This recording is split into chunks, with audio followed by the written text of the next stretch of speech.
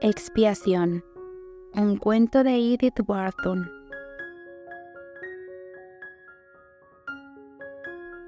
Primera parte. No puedo escuchar el timbre sin estremecerme, dijo la señora Federell. Su aspecto imperturbable y el fondo convencional de la sala de estar de Nueva York, con su implícita promesa de una bandeja de té inminente y de una atmósfera en la que las funciones sociales se han vuelto puramente automáticas, daban a su declaración un matiz que no pasó desapercibido para su prima, la señora Clinch, quien desde el otro lado de la chimenea coincidió con una mirada al reloj en que era la hora de los fastidiosos. ¡Fastidiosos!, exclamó impacientemente la señora Federell. Si me estremeciera por ellos, tendría una fiebre crónica. Se inclinó hacia adelante y colocó un dedo brillante sobre la rodilla negra y desgastada de su prima. «Me refiero a los recortes de prensa», susurró. La señora Clinch devolvió una mirada de inteligencia. «¿Ya han empezado?» «Todavía no, pero ahora ya es seguro, según me ha dicho mi editor». La expresión de aprensión de la señora Federell parecía extraña en sus pequeñas facciones, que tenían un aire de simetría ordenada, como si cada mañana fueran arregladas por la criada.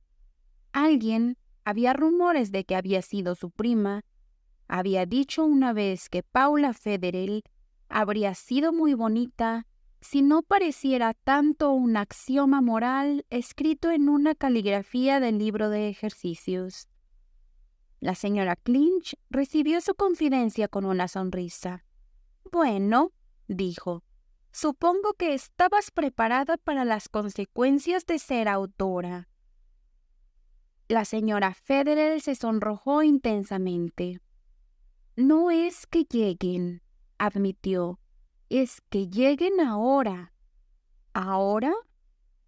«El obispo está en la ciudad». La señora Clinch se echó hacia atrás y frunció los labios para silbar, pero el silbido se desvió en una risa. «Vaya», dijo. «¿Lo ves?», triunfó la señora Federell. «Bueno, ¿no estabas preparada para el obispo?»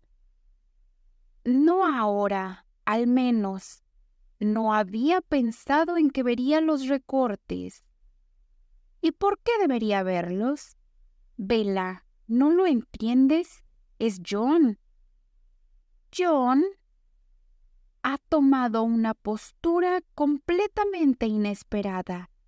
Una podría decir que casi por perversidad». «Ah, perversidad», murmuró la señora Clinch, observando a su prima con los párpados arrugados por la diversión. «¿Qué postura ha tomado John?» La señora Federell lanzó su respuesta con el gesto desesperado de una mujer que revela las huellas de un puño marital. «La postura de estar orgulloso de mi libro». La diversión de la señora Clinch explotó en carcajadas. «Oh, ¿puedes reírte?», insistió la señora Federell. «Pero para mí no es ninguna broma. En primer lugar, que a John le guste el libro es un error tan absurdo, me pone en una posición tan ridícula. Y luego ha hecho que empiece a esperar las reseñas. ¿Quién hubiera sospechado que John sabía que los libros se reseñaban? Hasta ha descubierto lo del buró de recortes. Y cada vez que suena el timbre, oigo a John salir corriendo de la biblioteca para ver si hay sobres amarillos. Por supuesto, cuando lleguen, los traerá a la sala de estar y los leerá en voz alta a todos los que estén presentes. Y el obispo estará seguro de estar presente». La señora Clinch reprimió su risa. La escena que describes es dramática, concedió, pero tu modestia me parece anormal, especialmente en una autora. Lo más probable es que algunos de los recortes sean bastante agradables de leer. No todos los críticos son sindicalistas. La señora Federer se quedó atónita. ¿Sindicalistas?, preguntó. Bueno, quiero decir que no todos pertenecen a la conocida Sociedad para la Persecución de Autores Emergentes. Algunos incluso han desafiado sus reglas y han dicho algo bueno sobre algún nuevo escritor. Oh, me lo imagino, dijo la señora Federer, con la risa que el epígrama de su prima exigía. ¿Pero no entiendes del todo mi punto? No estoy nerviosa en absoluto por el éxito de mi libro. Mi editor me dice que no tengo por qué estarlo, pero tengo miedo de que sea un éxito por el escándalo. Dios mío, dijo la señora Clinch, sentándose erguida. En ese momento aparecieron el mayordomo y el lacayo con la bandeja de té, y cuando se retiraron, la señora Federer, inclinando su brillante cabeza sobre la tetera, continuó en un murmullo de confesión. El título, incluso, es una especie de desafío. Entre el deber y el placer, murmuró la señora Clinch. Sí, parece que va a gustar. No lo elegí por esa razón, protestó la autora. Habría preferido algo más tranquilo, menos provocador, pero estaba decidida a no eludir la responsabilidad de lo que había escrito. Quiero que la gente sepa de antemano exactamente qué tipo de libro están comprando. Bueno, dijo la señora Clinch, ese es un grado de conciencia que nunca había visto antes. Tan pocos libros cumplen la promesa de sus títulos que los lectores experimentados nunca esperan que el contenido esté a la altura del menú. Mi Entre el deber y el placer no decepcionará en ese aspecto, respondió significativamente su prima. He tratado el tema sin guantes. He llamado a las cosas por su nombre. Simplemente me haces la boca agua. Y pensar que aún no he podido leerlo, porque cada minuto libre lo he dedicado a corregir las pruebas de cómo los pájaros celebran la Navidad. He aquí un ejemplo de los sacrificios de la vida de un autor. Los ojos de la señora Federer se nublaron. No bromees, Bella, por favor. Supongo que para autoras experimentadas siempre hay algo absurdo en los nervios de una escritora nueva. Pero en mi caso hay tanto en juego. He puesto tanto de mí misma en este libro y tengo tanto miedo de ser malinterpretada, de estar, por así decirlo, adelantada a mi tiempo, como el pobre Flaubert. Sé que te pareceré ridícula, y si solo estuviera en juego mi reputación, no me preocuparía en lo más mínimo. Pero la idea de arrastrar el nombre de John por el fango... La señora Clinch, que se había levantado y se envolvía en su capa, observó desde su altura afable el rostro agitado de su prima. ¿Por qué usaste el nombre de John entonces? Esa es otra de mis dificultades. Tuve que hacerlo. No habría habido mérito en publicar un libro así, bajo un seudónimo. Habría sido un acto de cobardía moral. Entre el deber y el placer no es una novela común. Una escritora que se atreve a mostrar la falsedad de las convenciones sociales debe tener el valor de sus convicciones y estar dispuesta a aceptar las consecuencias de desafiar la sociedad.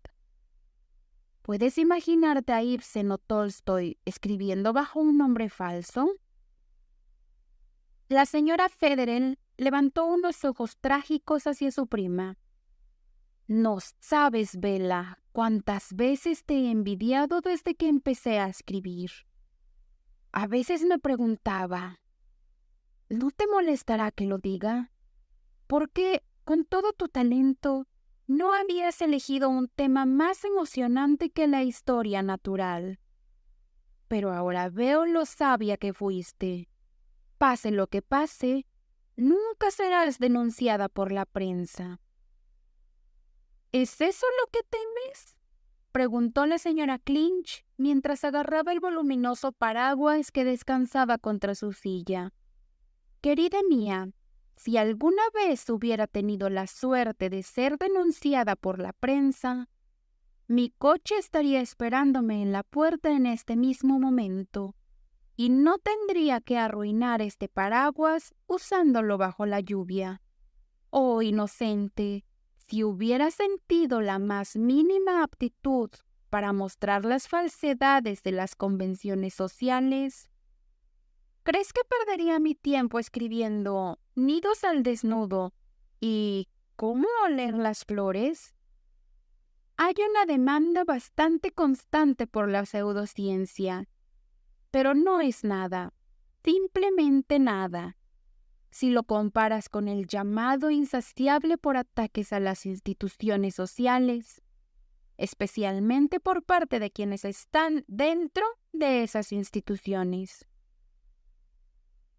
A menudo, para su prima, había una falta de gusto en las bromas de la señora Clinch, y en esta ocasión le parecieron más irrelevantes de lo habitual.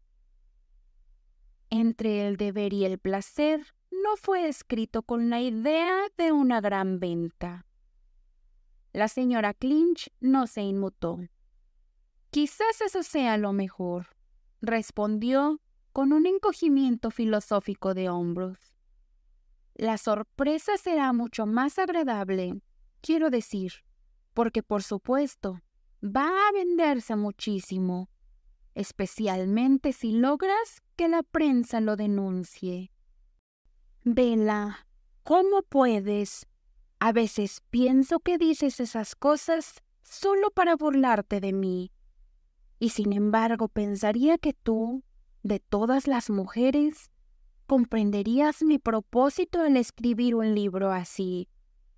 Siempre me ha parecido que el mensaje que tenía que dar no era solo para mí, sino para todas las mujeres del mundo que han sentido la falsedad de nuestras apariencias sociales, la ignominia de inclinarse ante los ídolos del mercado, pero que han carecido del valor o del poder para proclamar su independencia. Y he creído, querida Bella, que por muy severamente que la sociedad me castigue por revelar sus debilidades, podría contar con la simpatía de quienes, como tú, la voz de la señora Federer se apagó, han pasado por las aguas profundas. La señora Clinch se sacudió como un perro, como si quisiera liberar sus amplios hombros de cualquier gota del elemento por el que se suponía que había atravesado. «Oh, llámalas fangosas en lugar de profundas», replicó. «Y verás, querida, que las mujeres que han tenido que vadear algo son más bien tímidas a la hora de remover el barro. Se pega, especialmente en la ropa blanca». La señora Federer levantó la frente desafiante. «No tengo miedo», proclamó, y en ese mismo instante dejó caer su cucharita con estrépito y se hundió de nuevo en su asiento. «Es el timbre», exclamó, «y sé que es el obispo». En efecto, era el obispo de Ossining, quien, anunciado de manera impresionante por el mayordomo de la señora Federer, hizo su entrada de una forma que podría describirse como plenamente adecuada a las expectativas que su anuncio había suscitado. El obispo siempre hacía una buena entrada en una habitación, pero cuando no era anunciado, o cuando lo precedía un mayordomo de la iglesia baja que lo llamaba por su apellido, su presencia carecía de la solemnidad que le confería la debida especificación de su dignidad diocesana. El obispo sentía un gran cariño por su sobrina, la señora Federel, y uno de los rasgos que más valoraba en ella era el tener un mayordomo que sabía cómo anunciar a un obispo. La señora Clinch también era su sobrina, pero aparte del hecho de que no tenía mayordomo en absoluto, se había hecho merecedora de la crítica de su tío al escribir insignificantes libritos que solían llegar a 5 o 10 ediciones, mientras que los frutos de su propio ocio episcopal, El lamento de Jonas, 20 cantos en verso libre y A través de un vidrio claro, o Cómo recaudar fondos para una ventana conmemorativa, languidecían inexplicablemente en los estantes traseros de una editorial conocida por su destreza en la promoción de productos devocionales. Sin embargo, el obispo podría haber perdonado esta indiscreción si su sobrina hubiera tenido a bien acudir a él en busca de apoyo y consejo en el doloroso momento de su historia cuando, en sus propias palabras, se hizo necesario invitar al señor Clinch a buscar otra situación. La mala conducta del señor Clinch era del tipo especialmente diseñado por la providencia para poner a prueba la fortaleza de una esposa y madre cristiana. Y el obispo estaba absolutamente lleno de consejos y edificación oportunos. Así que cuando Bella respondió a sus exhortaciones tentativas con la escueta observación de que prefería hacer su propia limpieza sin ayuda, el dolor de su tío por su ingratitud no estuvo exento de simpatía por el señor Clinch. No es sorprendente, por lo tanto, que los saludos más cálidos del obispo siempre estuvieran reservados para la señora Federel, y en esta ocasión la señora Clinch creyó detectar, en el saludo que le correspondía, una sugerencia evidente de que su presencia era superflua, una insinuación que aceptó con su habitual y tranquilo buen humor.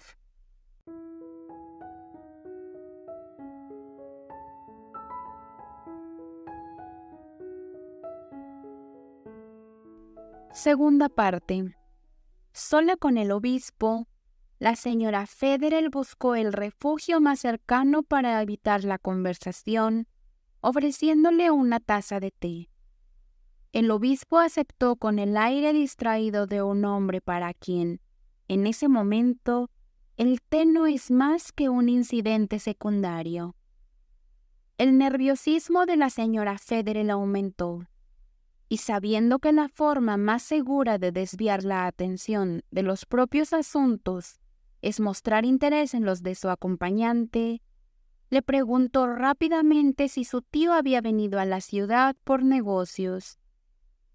«Por negocios, sí», dijo el obispo con un tono imponente. «Tenía que ver a mi editor, que se ha estado comportando de manera bastante insatisfactoria con respecto a mi último libro».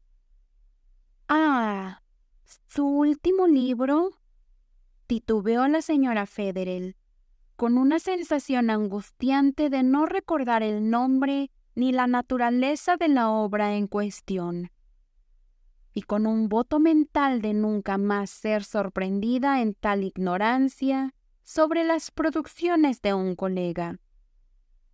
«A través de un vidrio claro», explicó el obispo, con un énfasis que revelaba su detección del dilema de ella. ¿Recuerdas que te envié una copia la Navidad pasada? Por supuesto que lo recuerdo. La señora Federer se animó. Era esa encantadora historia de la pobre joven tuberculosa que no tenía dinero y dos hermanitos que mantener. Hermanas, hermanas idiotas, corrigió el obispo sombríamente. Quise decir hermanas, y que logró reunir suficiente dinero para levantar una hermosa ventana conmemorativa para su abuelo, a quien nunca había conocido, pero cuyos sermones habían sido su principal consuelo y apoyo durante su larga lucha contra la pobreza y la enfermedad. El obispo suspiró satisfecho, como el artesano que revisa su obra terminada. Un tema conmovedor, sin duda, y creo que le hice justicia. Al menos eso me aseguraron mis amigos. Claro que sí. Recuerdo que hubo una excelente reseña en el Reredos, exclamó la señora Federer, movida por el incipiente instinto de reciprocidad. Sí, de mi querida amiga, la señora Gollinger, cuyo esposo, el difunto decano Gollinger, estaba bajo obligaciones muy particulares conmigo.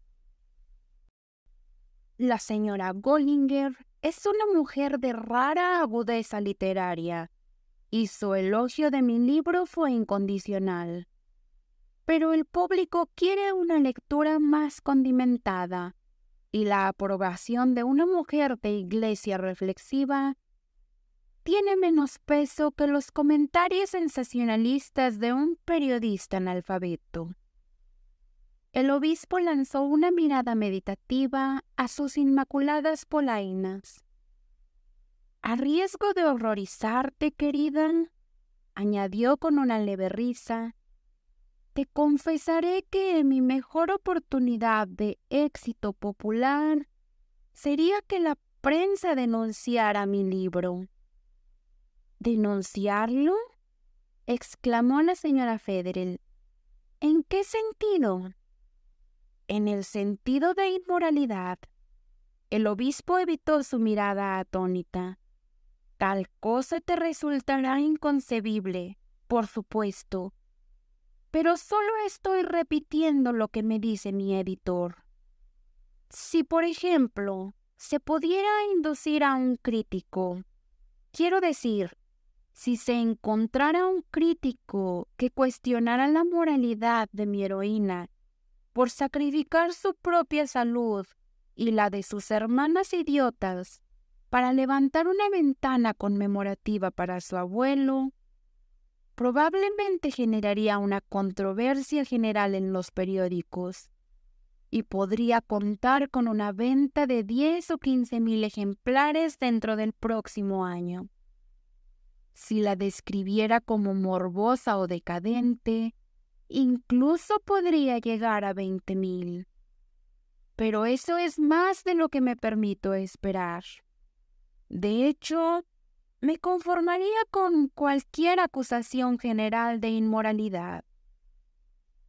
El obispo suspiró de nuevo.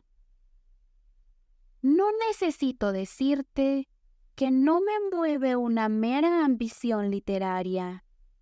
Aquellos cuya opinión más valoro me han asegurado que el libro no carece de mérito. Pero aunque no me corresponde disputar su veredicto, puedo decir sinceramente que mi vanidad como autor no está en juego. Sin embargo, tengo una razón especial para desear aumentar la circulación de a través de un vidrio claro. Fue escrito con propósito, un propósito que me importa mucho. «Lo sé», exclamó su sobrina con simpatía. «¿La ventana del coro?» «Sigue vacía. Ay, y tenía grandes esperanzas de que bajo la providencia mi pequeño libro pudiera ser el medio para llenarla». todos nuestros feligreses adinerados han dado generosamente a la catedral, y fue por esta razón que al escribir a través de un vidrio claro, dirigí mi apelación especialmente a los menos favorecidos, esperando que con el ejemplo de mi heroína se estimulara la colecta de pequeñas sumas en toda la diócesis, y quizás más allá de ella. Estoy seguro, concluyó el obispo con emoción, de que el libro tendría una gran influencia si la gente solo pudiera ser inducida a leerlo. Su conclusión tocó un nuevo hilo de asociación en los nervios vibrantes de la señora Federer. «Nunca lo había pensado», exclamó. El obispo la miró con curiosidad. ¿Que los libros de uno pueden no ser leídos en absoluto? ¡Qué terrible!, dijo ella. Él sonrió levemente. No había olvidado que me estaba dirigiendo a una escritora, dijo. De hecho, no me habría atrevido a imponer mis problemas a alguien que no fuera del gremio.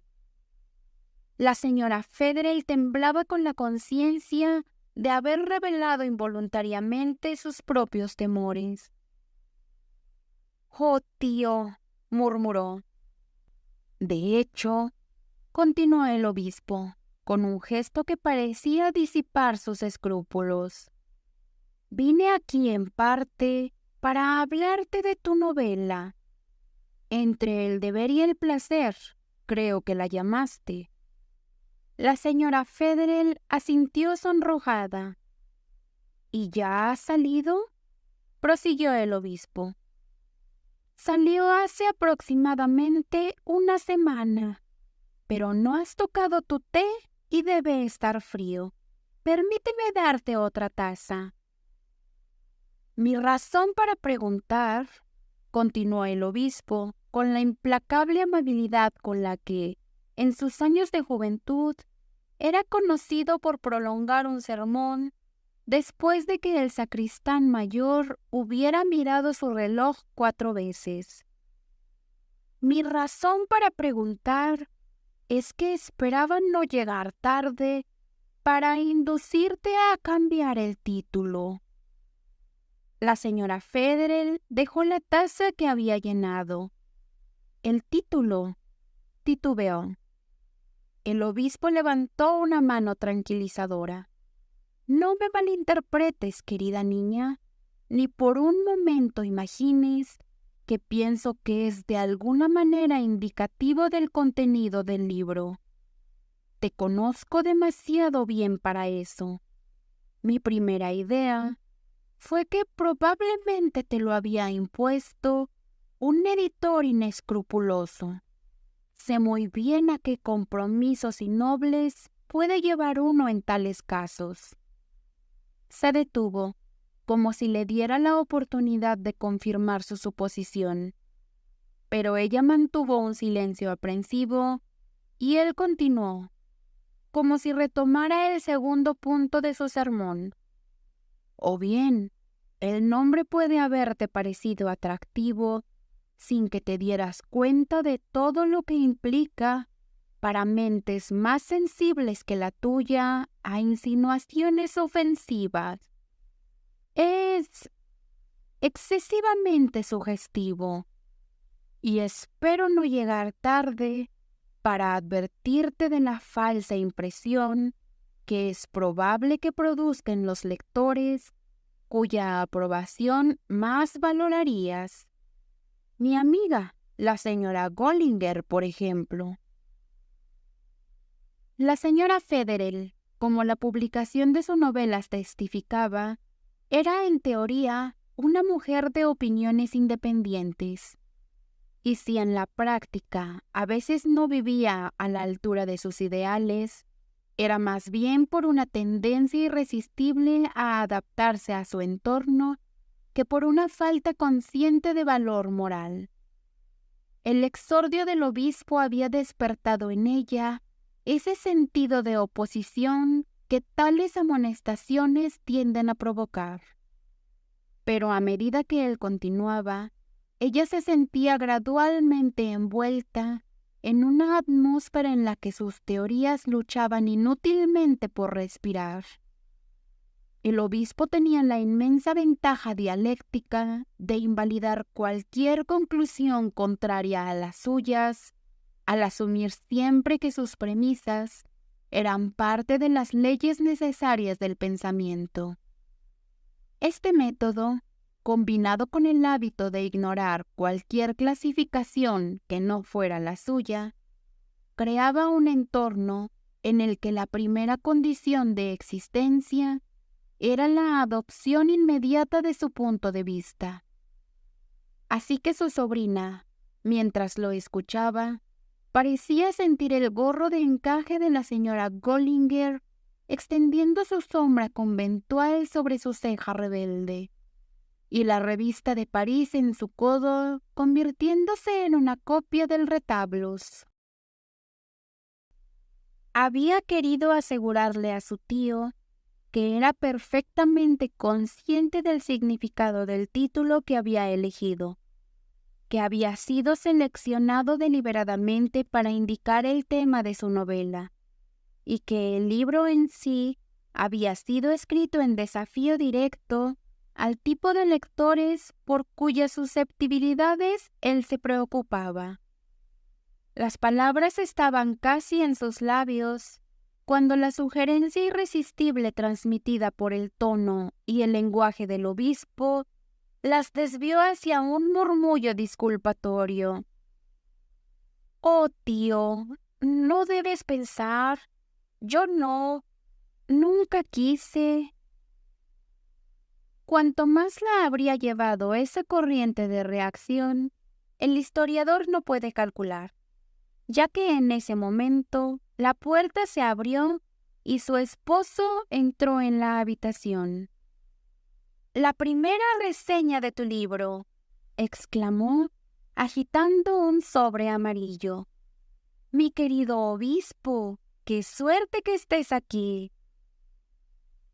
Aunque las pruebas de la vida matrimonial han sido clasificadas y catalogadas con exhaustiva precisión, hay una forma de miseria conyugal que quizás ha recibido una atención insuficiente, y esa es el sufrimiento de la mujer versátil cuyo esposo no se adapta a todos sus estados de ánimo.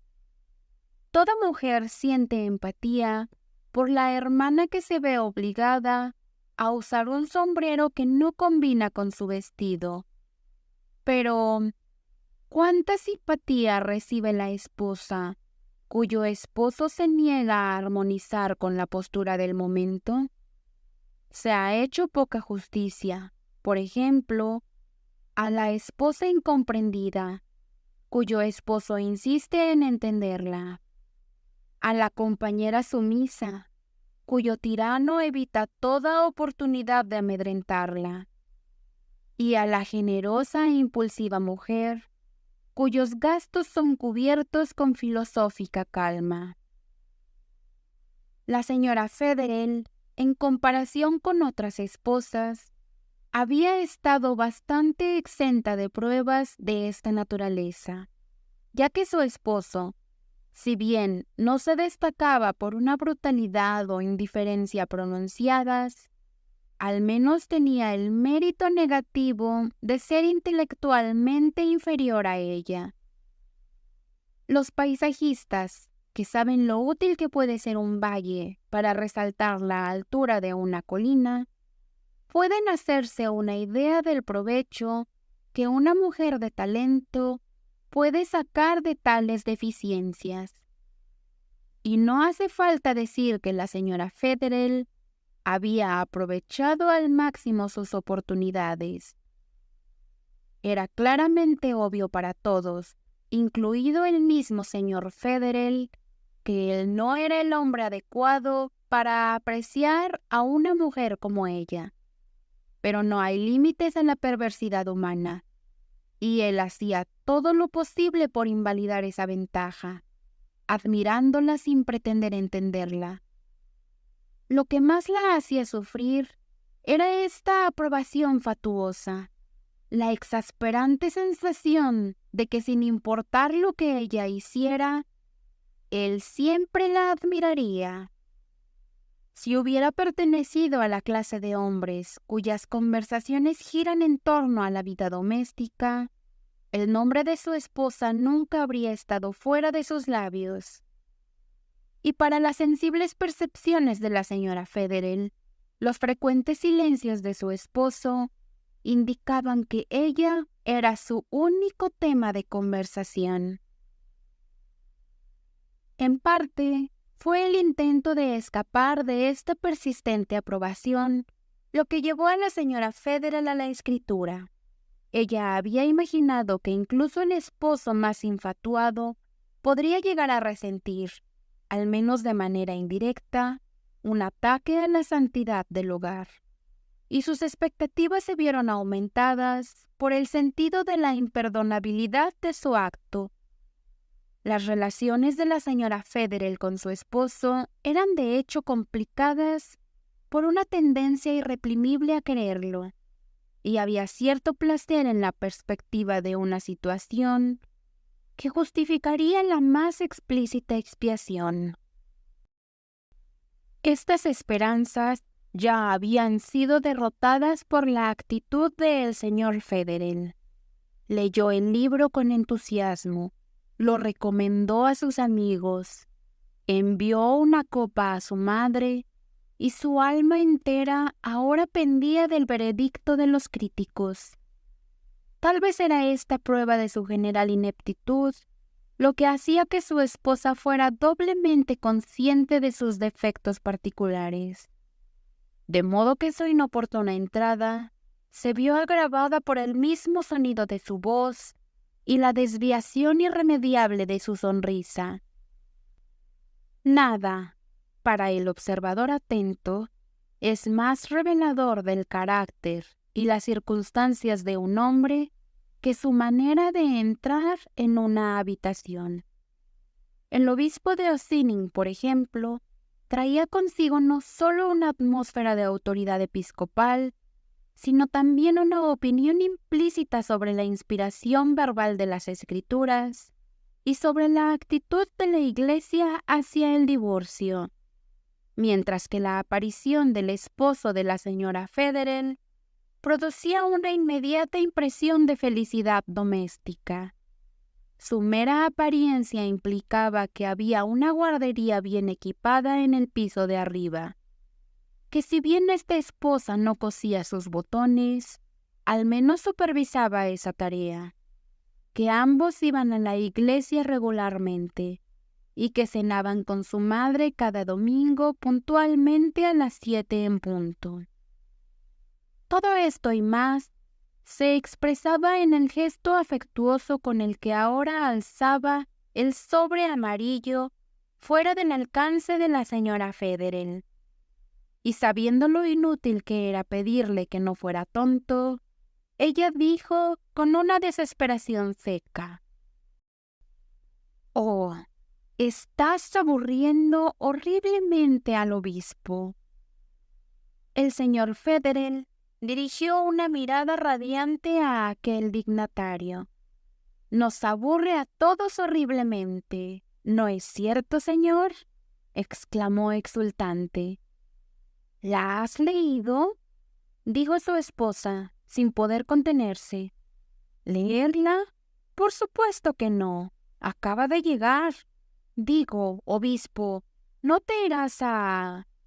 «No, no hasta que escuche esto», dijo el obispo, acomodándose en su silla con una sonrisa indulgente.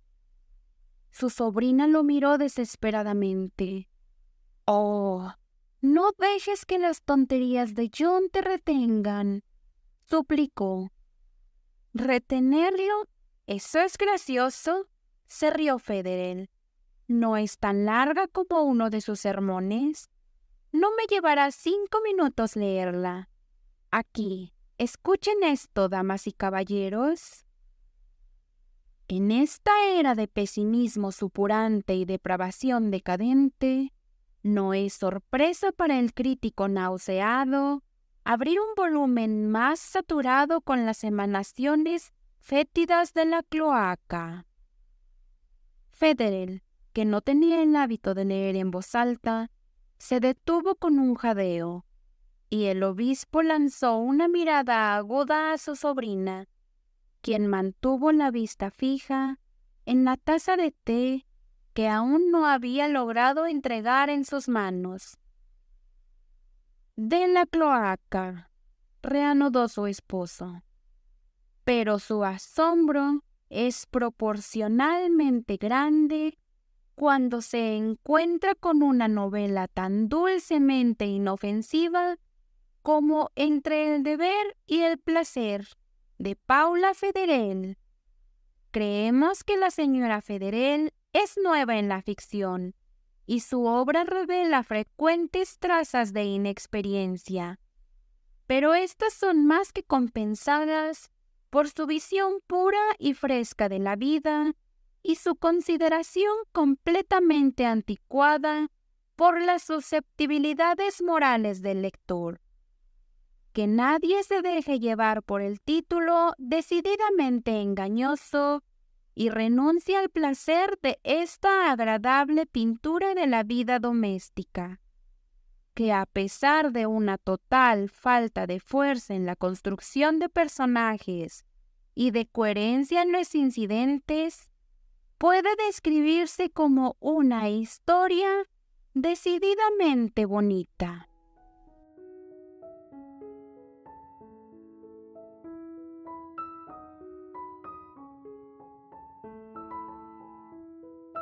Tercera parte. Fue varias semanas después, cuando la señora Clinch volvió a traer el aroma plebeyo de los tranvías calientes y los cruces de calles embarrados al ambiente perfumado con violetas del salón de su prima. «Bueno», dijo lanzando un paquete húmedo de pruebas en la esquina de una butaca con cojines de seda. «Lo he leído al fin y no estoy tan terriblemente escandalizada». La señora Federer, que estaba sentada cerca del fuego, con la cabeza apoyada en una mano lánguida, levantó la vista sin hablar.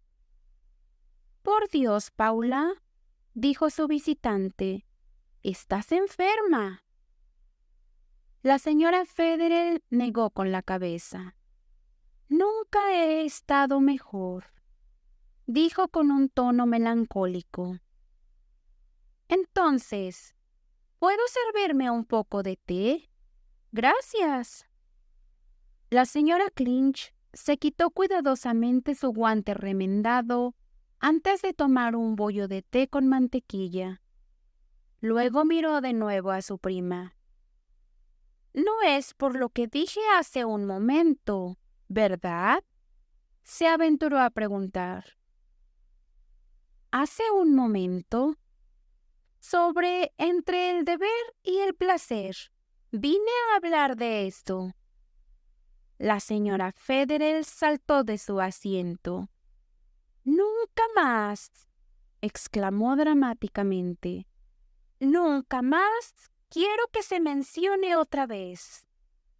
«Paula», exclamó la señora Clinch, dejando su taza. La señora Federer la miró lentamente con unos ojos llenos de lo inexpresable. Luego, dejándose caer de nuevo en su asiento, añadió con una risa trágica: «No queda nada por decir». «Nada», titubeó la señora Clinch, deseando otro bollo de té, pero sintiendo que el impulso era inapropiado en un ambiente tan cargado de presagios. «¿Quieres decir que ya se ha dicho todo?», miró tentativamente a su prima. «¿No han sido amables?». «Han sido odiosos, odiosos», estalló la señora Federer, tratando inútilmente de coger su pañuelo. Ha sido absolutamente intolerable. La señora Clinch, resignándose filosóficamente a la corrección de no tomar más té, cruzó hacia su prima y puso una mano compasiva en el hombro agitado de la señora. «Oh, es una lata al principio», concedió, «pero te sorprenderá ver lo rápido que te acostumbras. Yo jamás me acostumbraré», declaró entre lágrimas la señora Federel. «¿Han sido tan malos? ¿Todos ellos?» «Cada uno de ellos», sollozó la novelista. «Lo siento mucho, querida. Sé que duele, pero ¿no lo esperabas un poco?» «¿Esperarlo?», gritó la señora Federel, sentándose de golpe. La señora Clinch avanzó con cautela. «Solo quiero decir, querida, que pensaba, por lo que me dijiste antes de que saliera el libro, que más o menos esperabas, que habías descontado, que lo recomendaran a todos como una historia completamente inofensiva. ¡Santo cielo! ¿Eso es lo que han hecho?» La señora Federel asintió en silencio. «¿Todos?» «Todos». «Uf», dijo la señora Clinch, empezando a silbar. «Pero si tú misma lo dijiste», le reprochó de repente su prima. «¿Decir qué? ¿Que no estabas tan terriblemente escandalizada?» «¿Yo? Oh, bueno, verás, me habías preparado para algo tan terrible que no fue tan malo como esperaba». La señora Federel esbozó una sonrisa preparada para lo peor. «¿Por qué no decir directamente?», sugirió, «que es una historia bastante bonita». «No me digas que lo han dicho. Lo han dicho todos. Pobre Paula. Incluso el obispo». «¿El obispo la llamó una historia bonita?». «Me escribió. Tengo su carta en algún lado. El título le asustó un poco. Quería que lo cambiara. Pero cuando leyó el libro, escribió que estaba bien y que había enviado varias copias a sus amigos». «Ese viejo hipócrita», exclamó la señora Clinch. «Eso no fue más que pura envidia profesional». «¿De verdad lo crees?», dijo su prima animándose. «Estoy segura, querida. Sus propios libros no se venden, y sabía que la forma más rápida de matar el tuyo era distribuirlo por toda la diócesis con su bendición». «Entonces, ¿realmente no crees que es una historia bonita?». «Para nada. No es tan malo como eso». «Eres tan buena, Bella. Pero los críticos...». «Ah, los críticos», se burló la señora Clinch. Observó meditativamente los restos fríos de su bollo de té. «Déjame ver», dijo de repente. «¿Recuerdas si la primera crítica salió en un periódico importante?». «Sí, en El Radiador». «Eso es. Lo sabía. Luego los otros simplemente siguieron la corriente. Lo hacen a menudo si un gran periódico marca el paso. Ahorra mucho trabajo. Ahora, si hubieras logrado que El Radiador te denunciara...». «Eso fue lo que dijo el obispo», exclamó la señora Federel. «¿Lo dijo?». Dijo que su única posibilidad de vender a través de un vidrio brillante era que lo denunciaran por inmoral. Dijo la señora Clinch. Sabía que tenía un par de trucos bajo la manga. Volvió su mirada iluminada hacia su prima. Deberías conseguir que denuncie entre el deber y el placer. La señora Federer la miró con suspicacia. Supongo que cada libro debe valer o fracasar por sus propios méritos, dijo en un tono poco convencido. ¡Tonterías! Esa idea está tan extinta como las diligencias y los barcos de paquete. Pertenece a la época en que la gente leía libros. Eso ya no lo hace nadie. El primero en dar el ejemplo fue el crítico, y el público estaba encantado de seguirlo. Al principio leían las críticas, ahora solo leen los extractos que los editores sacan de ellas. Incluso están siendo reemplazados rápidamente por párrafos sacados del vocabulario comercial. A menudo tengo que mirar 2 veces para estar segura de si estoy leyendo un anuncio de una tienda departamental o el anuncio de una nueva tanda de literatura. Pronto los editores tendrán sus aperturas de otoño y primavera y sus importaciones especiales para la semana del espectáculo ecuestre. Pero el obispo tiene razón. Por supuesto, nada ayuda más a un libro que un buen ataque a su moral. Y como los editores no pueden proclamar exactamente la impropiedad de sus propios productos, la tarea se deja a la prensa o al púlpito. ¿El púlpito?, reflexionó la señora Federer. Claro que sí. Mira esos 2 libros en Inglaterra el año pasado. La señora Federer negó con la cabeza, sin esperanza. Hay mucho más interés por la literatura en Inglaterra que aquí. Bueno, tenemos que hacer que la oferta cree la demanda. El obispo podría hacer que tu novela se venda por cientos de miles en poco tiempo. Pero si no puede lograr que se vendan los suyos. Querida, ¿un hombre no puede predicar en contra de sus propios escritos? La señora Clinch se levantó y recogió sus pruebas.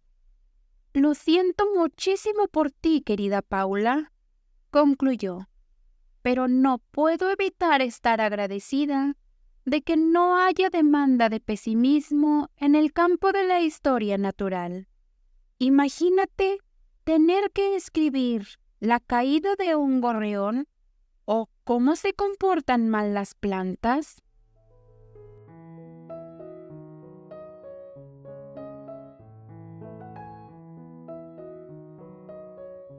Cuarta parte.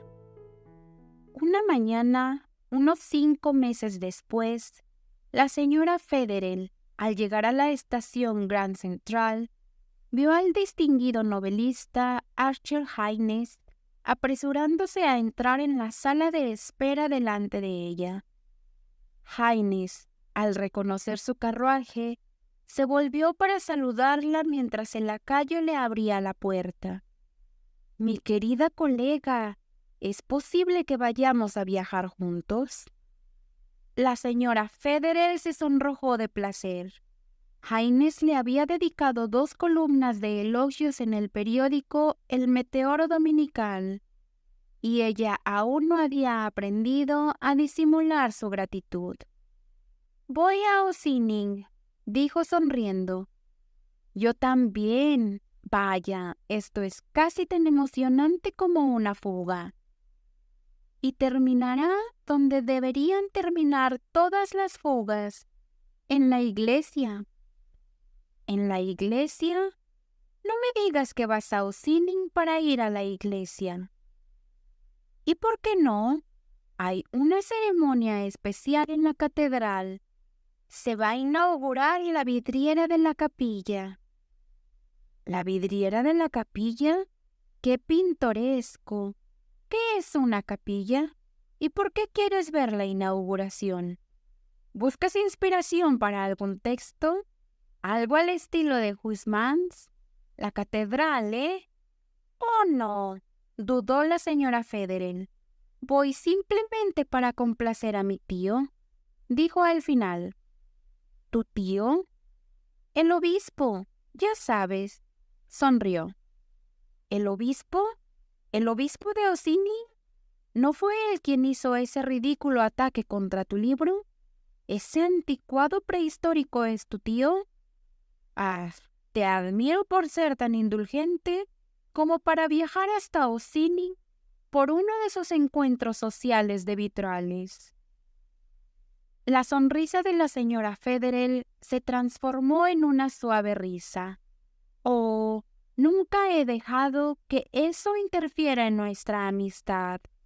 Mi tío se sintió fatal por tener que hablar públicamente en contra de mi libro. Fue mucho más difícil para él que para mí, pero creyó que era su deber hacerlo. Tiene un sentido del deber altísimo.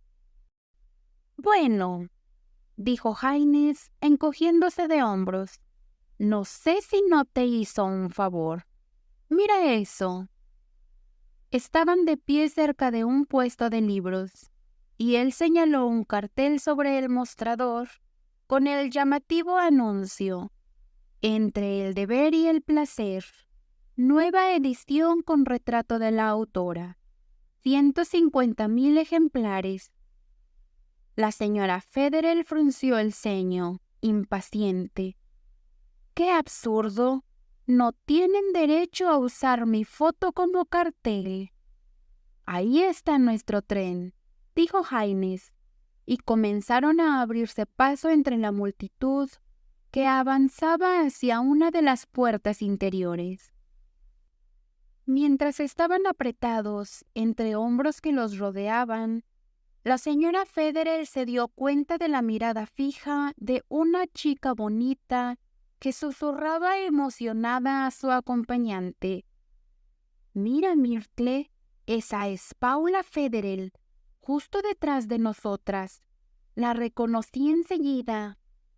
«Dios mío, ¿dónde?», exclamó la otra chica, girando la cabeza y haciendo que las plumas de su sombrero rozaran el rostro de la señora Federer. Las palabras de la primera joven habían llegado más allá del oído de su compañera, y una mujer de aspecto enfermizo, con gafas y un ejemplar de la revista de la psicología en una mano cubierta por un guante de algodón descolorido, extendió su mano libre a través de la barrera humana que la separaba. «Tengo el privilegio de dirigirme a la distinguida autora de Entre el deber y el placer. Si es así, permítame agradecerle en nombre de la Liga Psicológica de Mujeres de Peoria por su magnífico coraje al elevar el estándar de la revuelta contra...». «¿Podemos escuchar el resto en el tren?», dijo un hombre corpulento, presionando su buena voluntad contra el brazo del orador.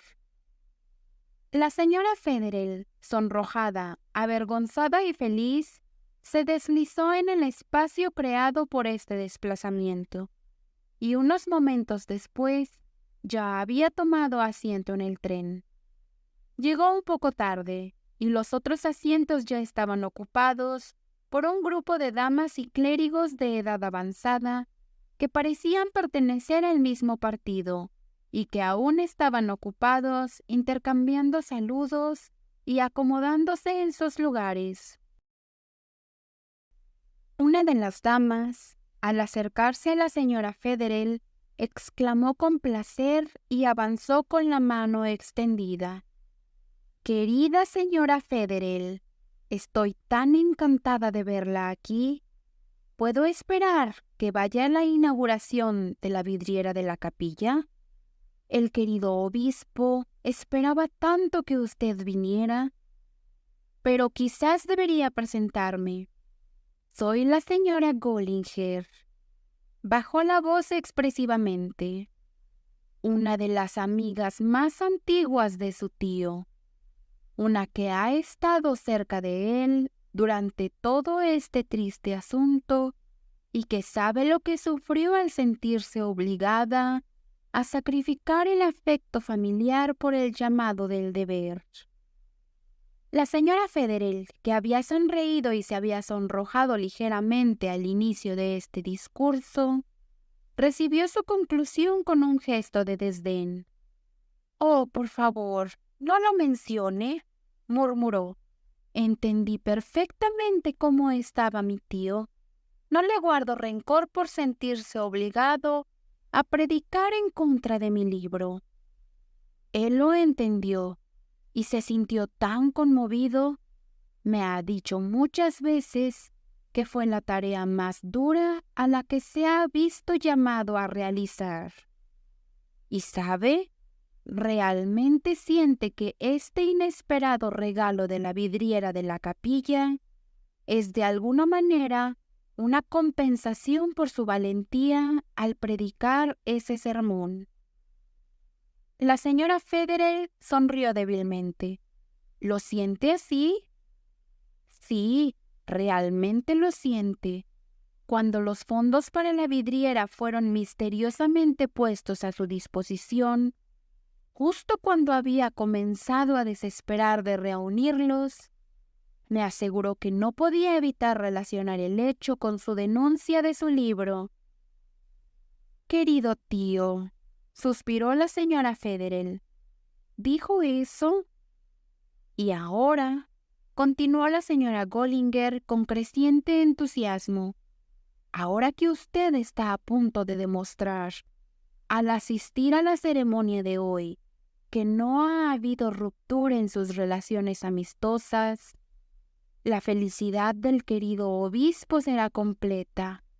Tenía tantas ganas de que viniera la inauguración. ¿O él podría haber contado conmigo siempre?», dijo la señora Federell, aún sonriendo. «Ah, eso es tan maravillosamente perdonador de su parte», exclamó la señora Gollinger entusiasta. «Pero entonces, el obispo siempre me ha asegurado que su verdadera naturaleza era muy diferente de aquella que, si me permite decirlo, parece ser revelada por su brillante pero algo subversivo libro. El obispo se la pasaba diciendo: «Si tan solo conociera a mi sobrina, querida señora Gollinger, vería que su novela fue escrita con toda inocencia de corazón».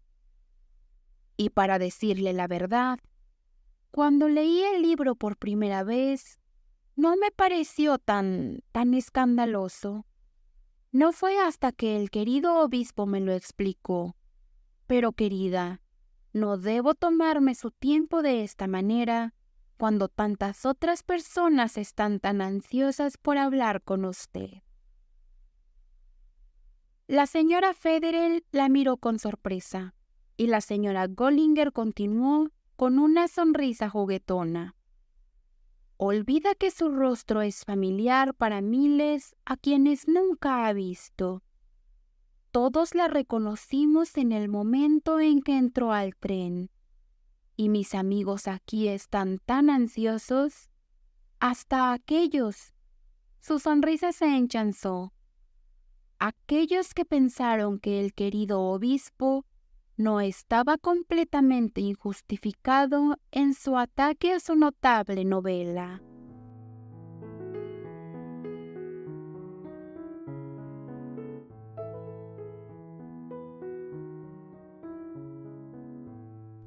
Quinta parte. Una luz religiosa llenaba la capilla de la catedral de Ossining, filtrándose a través de la cortina de lino que velaba la ventana central y mezclándose con el resplandor de las velas en el altar ricamente adornado. En esta atmósfera devota, agradablemente cargada con el aroma a lirios de Pascua y lilas forzadas, la señora Federer se arrodilló con una sensación de lujosa satisfacción. A su lado se encontraba Archer Haynes, el escritor, quien había recordado que habría una escena en la iglesia en su próxima novela, y que sus impresiones del entorno devocional necesitaban refrescarse. La señora Federer estaba muy feliz. Era consciente de que su entrada había causado una emoción entre las devotas femeninas que llenaban la capilla, y tenía el humor suficiente para disfrutar del pensamiento de que si no fuera por la denuncia del buen obispo a su libro, las cabezas de su rebaño no se habrían vuelto tan ansiosamente en su dirección. Además, al entrar había visto a un reportero de sociedad y sabía que su presencia y el hecho de que estuviera acompañada por Haynes serían proclamados de manera conspicua en los periódicos de la mañana. Todas estas evidencias del éxito de su trabajo podrían haber hecho tambalear una cabeza más tranquila que la de la señora Federer, y aunque ahora había aprendido a disimular su gratificación, ésta aún la llenaba interiormente con un deleitoso resplandor. El obispo se retrasó algo en aparecer, y ella empleó el intervalo meditando sobre la trama de su próxima novela, que ya estaba parcialmente esbozada, pero para la cual no había logrado encontrar un desenlace satisfactorio. Mediante un proceso no poco común de razonamiento, el éxito de la señora Federer la había convencido de su vocación. Ahora estaba segura de que era su deber desentrañar los secretos puntos de plaga de la sociedad, y estaba resuelta a que no hubiera dudas sobre el propósito de su nuevo libro. La experiencia le había mostrado que donde ella había imaginado que estaba llamando a las cosas por su nombre, en realidad había aludido en términos reservados a la pala del salón.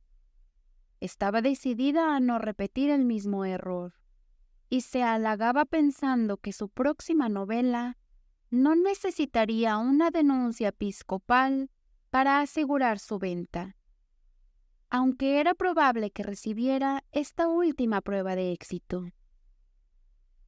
Había llegado a este punto en sus meditaciones cuando el coro estalló en canto y comenzó la ceremonia de la inauguración. El obispo, casi siempre afortunado en sus discursos a la gente del sexo femenino, nunca lo había sido más que cuando celebraba el triunfo de uno de sus propósitos queridos.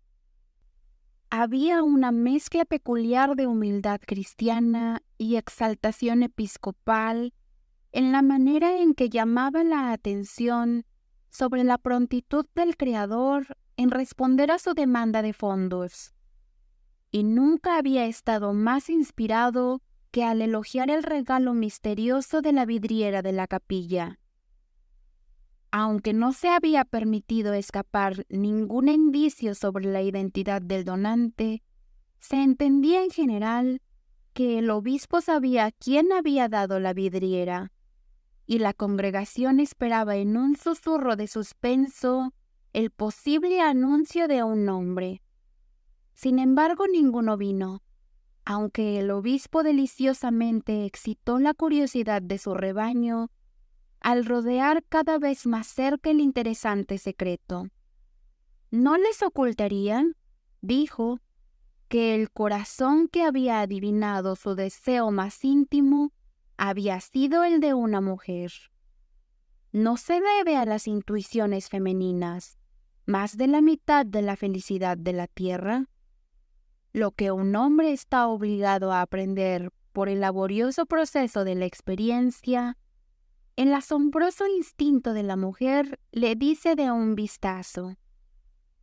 Y así había sido con este querido plan, esta inesperada culminación de su hermosa capilla. Al menos eso se le permitió revelar. y de hecho, si no lo hubiera hecho, la vidriera en sí habría hablado por él, ya que la primera mirada a su tema conmovedor y diseño exquisito demostraría que había originado en el corazón de una mujer. Este tributo al sexo fue recibido con un suspiro audible de contento, y el obispo, siempre estimulado por tal evidencia de su influencia sobre sus oyentes, continuó su tema con creciente elocuencia.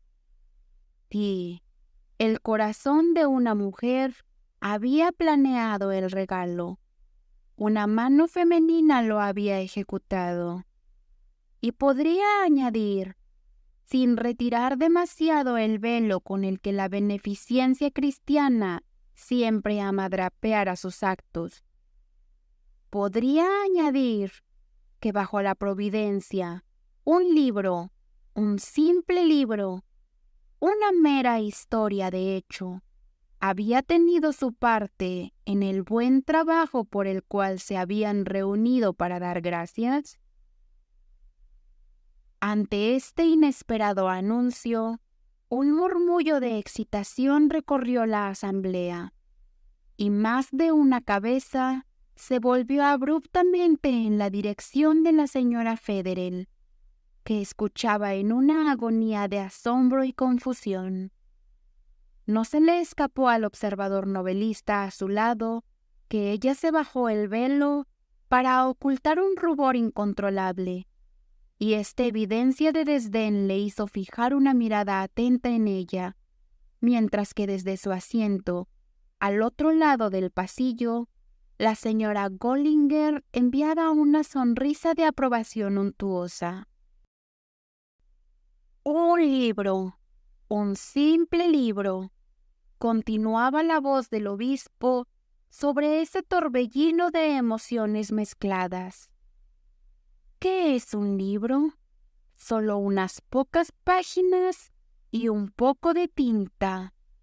Y sin embargo, uno de los instrumentos más poderosos que la providencia ha ideado para moldear los destinos del hombre. Una de las influencias más poderosas para el bien o para el mal que el Creador ha puesto en manos de sus criaturas. El aire parecía intolerablemente denso para la señora Federel, y sacó su frasco de perfume para luego guardarlo apresuradamente, consciente de que aún era el centro de una atención poco envidiable. Y todo el tiempo la voz del obispo continuaba. Y de todas las formas de literatura, la ficción es, sin duda, la que ha ejercido la mayor influencia, para bien o para mal, sobre las pasiones y la imaginación de las masas. Sí, amigos míos, yo soy el primero en reconocerlo. Ningún sermón, por elocuente que sea, ningún tratado teológico, por erudito y convincente que sea, ha inflamado nunca el corazón y la imaginación como una novela, una simple novela.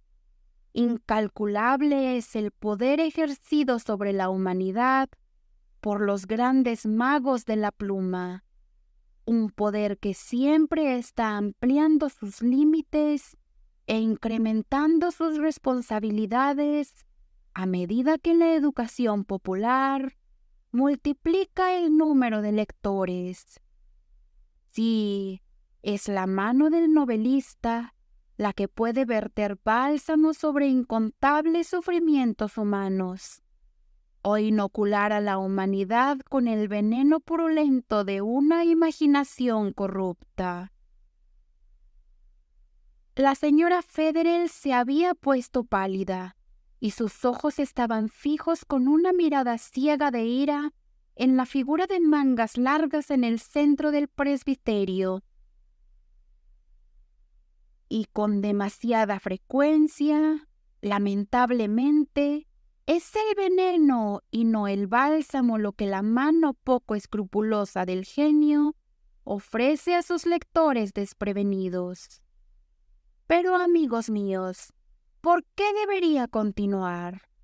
Nadie conoce mejor que una asamblea de mujeres cristianas, como la que ahora me dirijo, las influencias benéficas o perjudiciales de la ficción moderna. Y así, cuando digo que esta hermosa vidriera de la capilla debe su existencia, en parte, a la pluma del novelista. El obispo hizo una pausa, inclinándose hacia adelante, como si buscara un rostro en medio de las miradas ansiosas que se dirigían a él. Cuando digo que esta pluma, que por razones personales no me corresponde celebrar en exceso. En este punto, la señora Federer se levantó a medias, empujando su silla, que raspó ruidosamente sobre el suelo de mármol. Pero Haynes, involuntariamente, le puso una mano de advertencia en el brazo, y ella se hundió de nuevo con un murmullo confuso sobre el calor. Cuando confieso que esta pluma, que al menos por una vez ha demostrado ser mucho más poderosa que la espada, es la que se inspiró para trazar la simple narrativa de "a través de un vidrio claro". La señora Federer levantó la vista con una mezcla de alivio e ira. Cuando les digo, queridos amigos, que fue el propio trabajo de su obispo el que primero despertó la mente de uno de sus feligreses ante la urgente necesidad de una vidriera de capilla, creo que admitirán que estoy justificado en celebrar los triunfos de la pluma, aunque sea el modesto instrumento que maneja su propio obispo. El obispo hizo una pausa de manera imponente, y un leve suspiro de sorpresa y decepción fue audible en toda la capilla. Se esperaba algo muy diferente a esta conclusión, e incluso los labios de la señora Gollinger se curvaron con una sonrisa ligeramente irónica.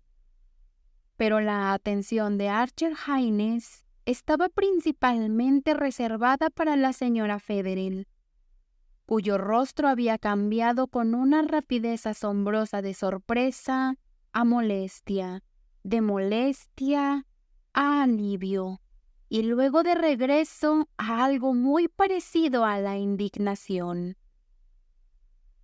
Concluido el discurso, la verdadera ceremonia de la revelación estaba a punto de comenzar, y la atención de la congregación pronto volvió al presbiterio, donde el coro se había agrupado debajo de la ventana velada, preparado para estallar en un canto de alabanza cuando el obispo retirara el tapiz. El momento era impresionante, y todos los ojos estaban fijos en la cortina.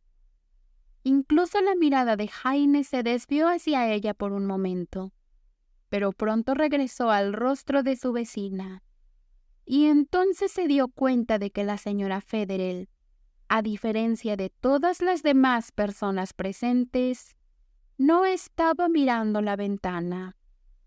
Sus ojos estaban fijos en una mirada indignada hacia el obispo. Un rubor de ira ardía de manera decorosa bajo su velo, y sus manos arrugaban nerviosamente el programa bellamente impreso de la ceremonia. Haynes estalló en una sonrisa de comprensión. Miró al obispo, y luego de vuelta a la sobrina del obispo. Y cuando la mano episcopal se alzó solemnemente para retirar la cortina, se inclinó y susurró al oído de la señora Federer: «Pero si se lo diste tú misma, Eres una mujer maravillosa. Por supuesto que lo diste tú misma. La señora Federer levantó los ojos hacia él con un sobresalto. Su rubor se intensificó y sus labios formaron un apresurado no. Pero la negación se desvió hacia el murmullo indignado. De todos modos, no fue su tonta novela la que lo logró.